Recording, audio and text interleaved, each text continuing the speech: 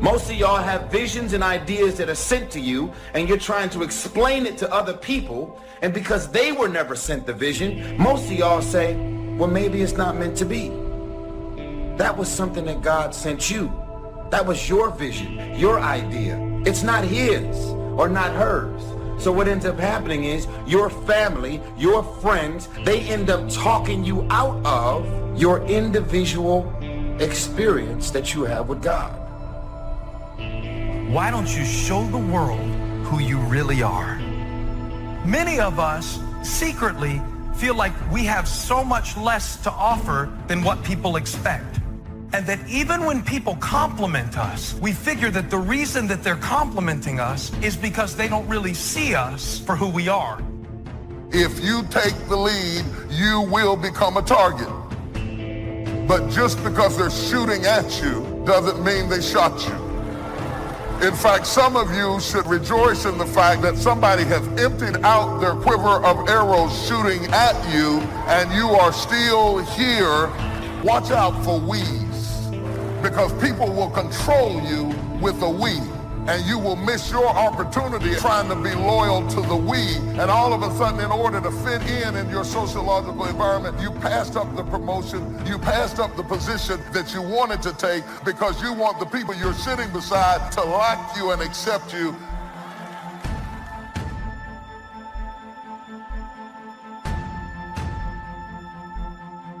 I think that among the things that prevent us from acting is the fear of failure.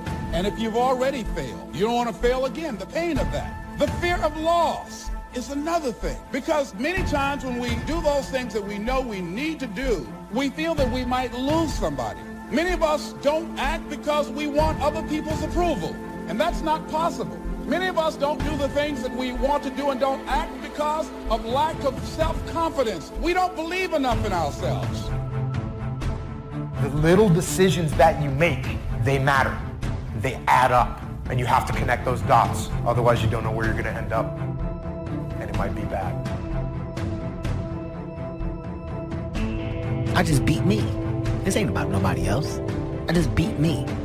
If I can keep beating myself, pause, if I can keep doing that, then that means that I'm in a battle with the only person that I really want and beat, and that's me. I don't care about anybody else. I have no worry or gripe about the next man or woman's journey. That's not what I'm up against. If I can continue to outdo me from the day before, then I'm ahead. What we wish we had done is the voice of regret, speaking in a sorrowful tone at a time when there is no going back. This is regret. Why do we live our life to be validated so much by strangers? Why do we let these people dictate how we feel about ourselves? Our self-esteem, our worth depends on if they like it or not. Who cares? Those people ain't gonna be there when times get hard. Those people don't even like you. Half of them don't. Those people don't really care about you. When you're about to make those extreme jumps and leaps, it's always going to be your friends and your family. They will be the first ones to try and talk you out of what God has put on your heart to do. If you got anything left, you ought to stop right where you are and give God some praise. I made some mistakes, but I got something left. I almost died, but I got something left. Been through a divorce, but I got something left. Had to send my children back home, but I got something left. Moved back here with my mama, but I got something left.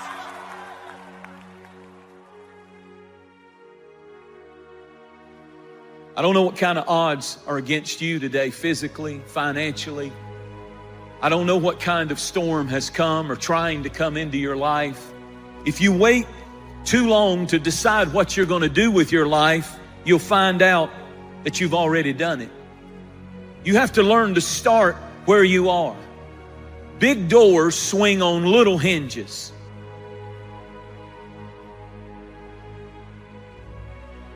When you start renaming it and you start reframing it, and you choose to remain in it, what happens is you produce this word. It's called resiliency. The righteous man, he falls 7 times, but he gets back up. I'm choosing today to get back up, to remain in the grind. We all have these tough moments in life. And see, they can make you or they can break you. Come on now, come on, bring it, come on now. I had to replace fearfulness with being fearless and take the initiative to do something else with my life. Greatness is not inherited. It's not the result of birth, in other words. You can be born high and live low.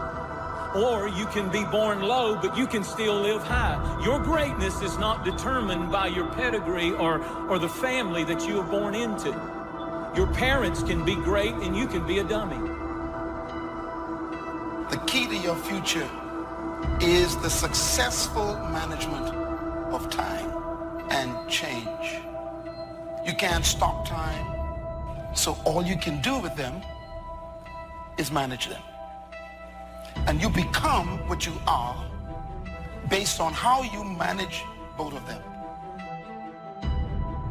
All the rearview mirror does is allows you to see what you've passed and to prevent what you've passed from coming up on you again. The windshield is your future. It's where you're going. It's where you're headed. I hope you all picked up this today. And think about that, how that affects your life.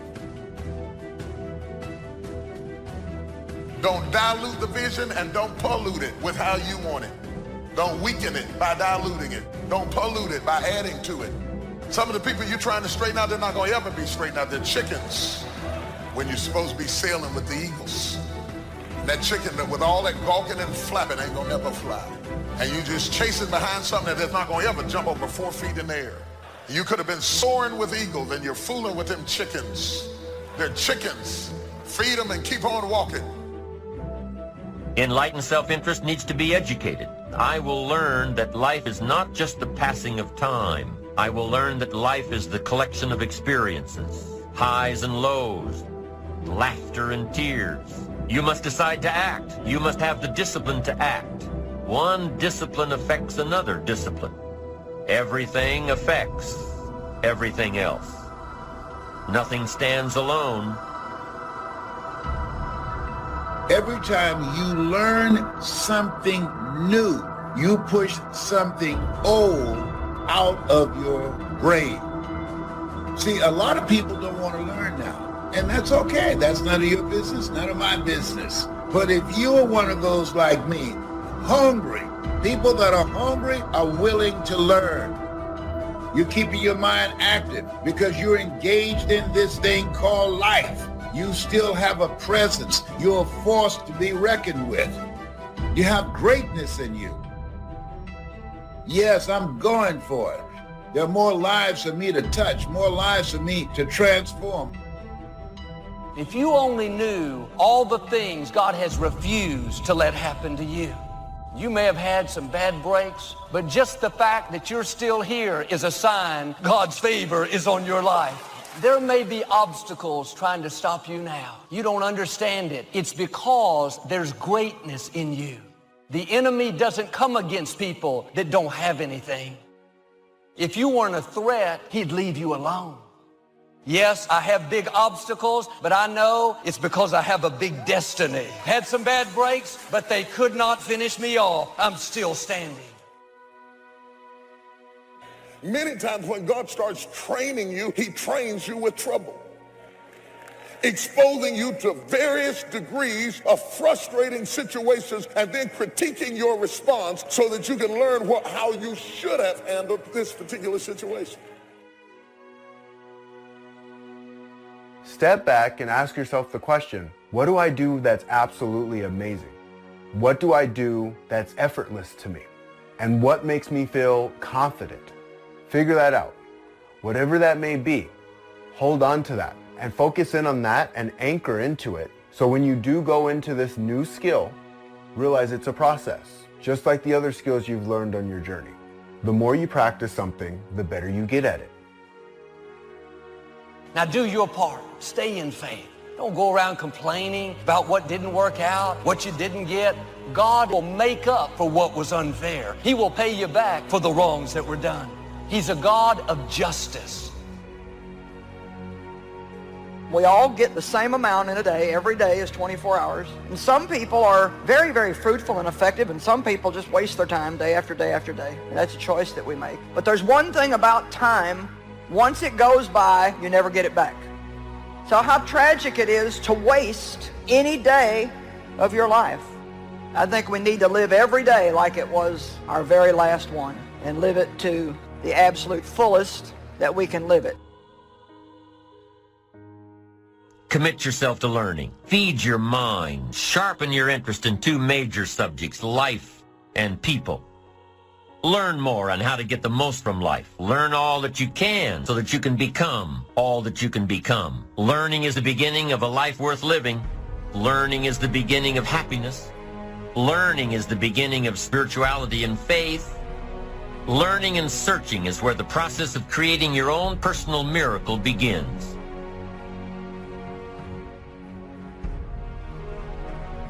Greatness does not have to have the approval of everyone. And if you are the kind of person that will have to have the approval of everyone and understanding of everyone, you'll never achieve greatness. Greatness is uncommon. Greatness is not something that you see a lot. It distinguishes you from the crowd. It makes you stick out when you become great.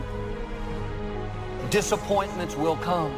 Betrayals, things that are not fair will come. How you deal with these offenses will determine whether you move forward or whether you get stuck, bitter over what didn't work out. We find ourselves announcing our standards to our relatives, our friends, our associates. We shout our beliefs and condemn those who believe any differently, but then we don't walk the talk. Do as I say, not as I do. This is inconsistent. This leads to a loss of credibility among those who watch us. If you have a support system in place, that's beautiful. I don't understand what you're talking about. I don't really see what you see, but I'm in full support of you. Go make it happen. But in most cases, if you open up your mouth trying to explain to people what you're supposed to do, when you're supposed to do it, they will be the first people to try and talk you out.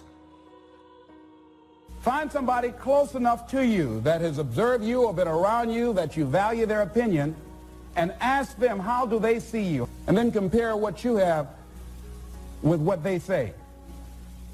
See, there are things many times...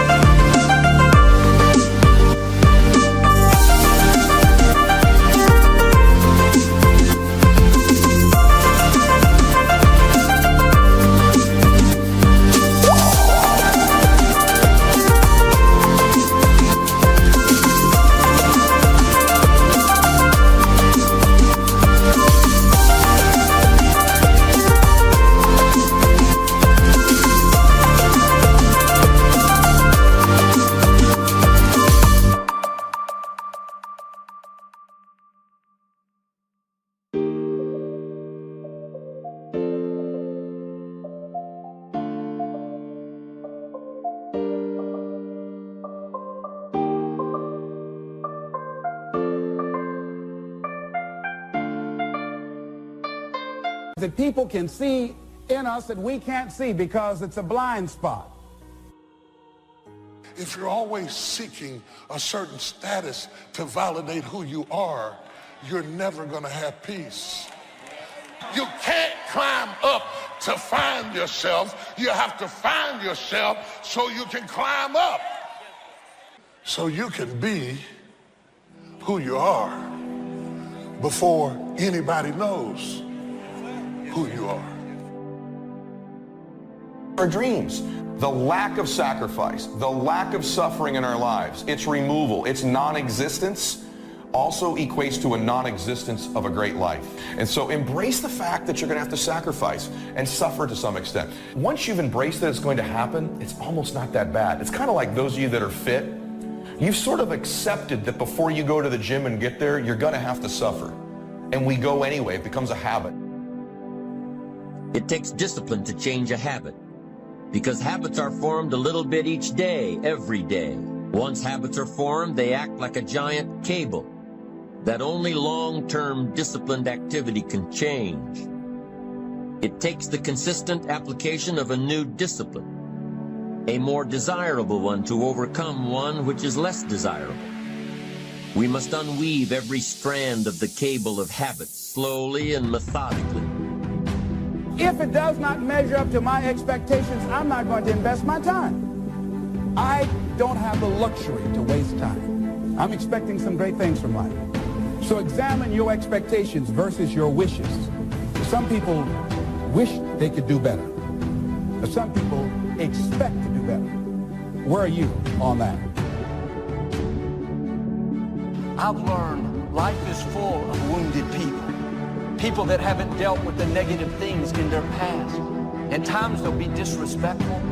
You can't stop the offense from coming, but you can keep it from getting down in you. How much more could you accomplish if you would start letting things go?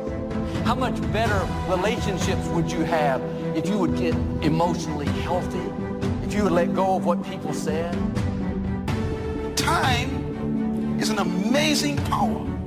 Every day, week, month, or year is a gift given to us by God to complete a task. The human mind isn't used merely because we take it for granted. Familiarity breeds contempt. It can do any kind of job we assign to it, but generally speaking, we use it for little jobs instead of big important ones. Decide now, what is it you want? Plant your goal in your mind. It's the most important decision you ever make in your entire life. Oh, when you give as much time and energy to your dream, to this new vision of yourself, I'll give you all your eyes can see. When you give as much time and energy to what you see, that creates the opening for miracles to show up. Do you want to be an outstanding salesman, a better worker at your particular job? Do you want to go places in your company, in your community? All you've got to do is plant that seed in your mind, care for it, work steadily toward your goal, and it will become a reality. Dream chasing isn't for the serious, it's for the sincere. And the difference between being serious and being sincere is that serious people have a can-do attitude. Sincere people have a must-do attitude. That's how dreams become reality. They become a must. My children must survive. My life must change. Now, if knowledge is power, if knowledge is the forerunner to success, then why do we fall short of our objectives? Do we find ourselves aimlessly wandering, settling for a life of existence rather than a life of substance? There may be many answers to this question. Fundamental answer is the absence of discipline. Motivate doesn't mean to yell and scream and encourage. To motivate actually means to provide a motive, a reason why. Picture yourself in your mind's eye as having already achieved this goal. See yourself doing the things you will be doing when you've reached your goal. You know, what would you want from your friendships? What would you want from your intimate relationship? How would you like to structure your family? Well, how are you going to use your time outside of your job? And how are you going to regulate your mental and physical health, and maybe also your drug and alcohol use? Typically, discouragement strikes at the midpoint of a project. Halfway up the mountain, you go, I still got to get to the top, and then I got to get all the way back. We get discouraged when something takes longer than I expected.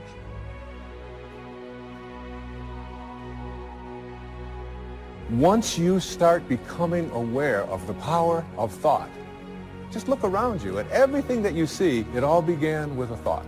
We become what we think about. And that is probably one of the most important principles in learning to manifest. What we have to look at is basically the obstacles that we have conditioned ourselves And you notice I say that we have conditioned ourselves, because I have never believed that we need to be putting the responsibility on someone else. If you're conditioned, it's because you have allowed yourself to become that. You know, if you start with the presumption that there's a baseline of suffering in life and that can be exaggerated as a consequence of human failing, as a consequence of malevolence and betrayal and self-betrayal and deceit and all those things that we do to each other and ourselves that we know that aren't good, that amplifies the suffering. But you need something to put up against that. And what you put up against that is meaning. Meaning is actually the instinct that helps you guide yourself through that catastrophe. And most of that meaning is to be found in the adoption of responsibility. Anticipation.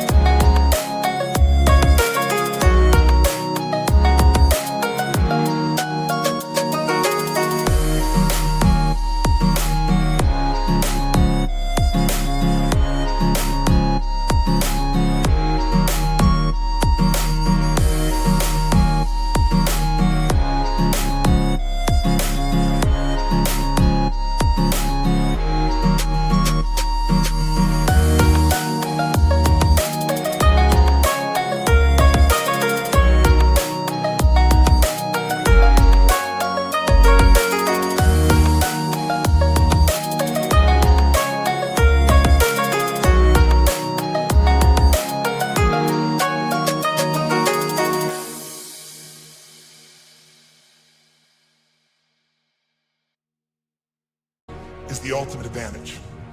Winners, leaders anticipate, losers react. The reason you get beat is you don't know where things are happening, so you're reacting. Reaction is always stressful.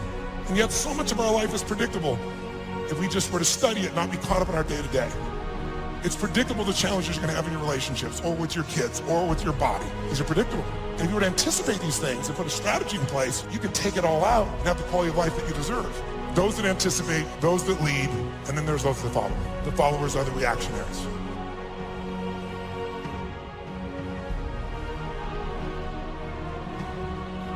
things that look like they're going to overwhelm you, remember this phrase.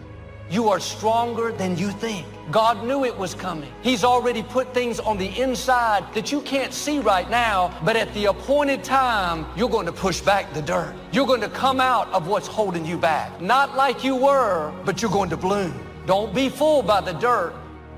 The dirt is getting you ready to flourish.